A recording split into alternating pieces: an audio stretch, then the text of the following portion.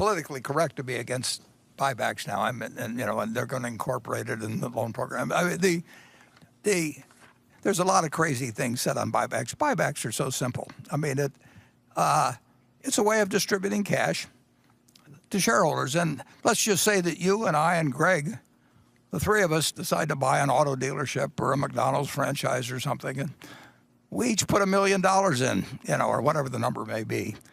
And we get along with each other, and the business grows and all of that. And one of us really wants to spend our share of the earnings. And the other two want to leave the money in the business to grow. Now, if the three of us did that, and we're the only shareholders, we would not establish a 100% dividend payout for everybody, and we wouldn't freeze the one that wanted to get out either.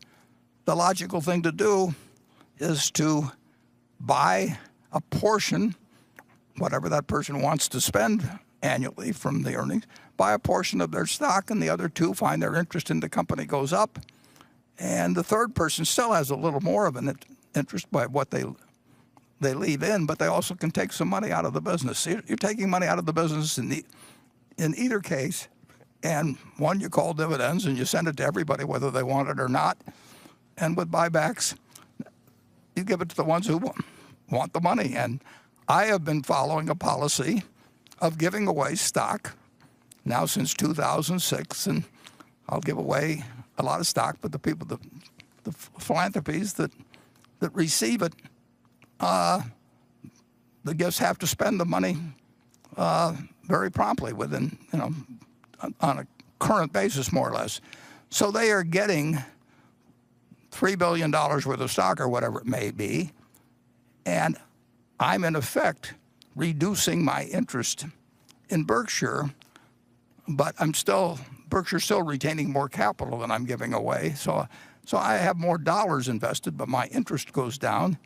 And the people that need the cash to carry out the philanthropic efforts, they cash out the stock. And I don't force my sister or whoever it may be to take a bunch of money she doesn't want. She wants it reinvested, all of it reinvested in the business. And people that don't want to can sell some of their stock. And the company ends up in the same position. We've distributed some of the capital that we don't need for growth. Now, whether the company should buy it depends on a couple of things. One is they ought to retain the money they need for intelligent growth prospects. That's fine. And secondly, and this is a point that's never mentioned, they should be buying it back below what they think it's worth. Now, they'll make mistakes in that, but you make mistakes in a lot of business decisions. But that should be the guiding principle. And to my knowledge, J.P. Morgan, Jamie Dimon said it once, and we've said it various times. We retain. We will repurchase shares when it's to the advantage of the continuing shareholder to have us do so. But you read about all these buyback programs that we're going to spend $5 billion buying it back or $10 billion. Well, that's like saying I'm going to go out and buy some business this year for $5 billion without knowing what you're going to get for the money. It should be price sensitive, obviously. It should be needs sensitive, obviously. But when the conditions are right, it should also be obvious to repurchase shares, and there shouldn't be the slightest taint to it any more than there is to dividends. And people that have now sort of taken up the cries about how terrible it was that companies bought back stock. Well, you can say it was terrible for them to pay dividends too, then they'd have more money now. But they were doing what was intelligent at the time, and I hope they continue to do what's intelligent as they go forth. Greg? No, the only thing I know you've commented on in the past, Warren, is that I think the one thing we are seeing, and obviously we're supportive of buybacks, but there are companies that used probably their financial engineering was just a little extreme and too cute, that effectively you're using every ounce of your balance sheet to buy back stock at a time where you're really creating no cushion for your business for any type of event or bump in the road. And we're going to see that, and I think that's a very unfortunate outcome of them, and hence you get some of the backlash. But there's still companies, as you highlighted, many that do it right. Yeah. No, if they're buying it back because it's fashionable, because they really do like the idea. There's nothing wrong with taking an action that increases the value of the remaining shares, but if they're doing it and incidentally, I've been witness to some programs where it really is stupid. But I don't think it's immoral. I just think it's stupid, basically.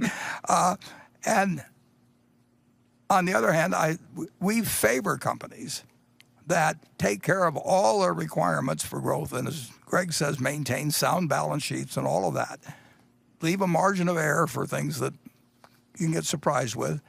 And if they find their stock selling below what the business is intrinsically worth, I think that they're making a big mistake if they don't buy in their stock. And it's going to be a political football. And like I say, that when it becomes politically correct to do something in this country, if you're a politician, the best thing to do is get on board. But Berkshire is going to do what it thinks makes sense for its shareholders.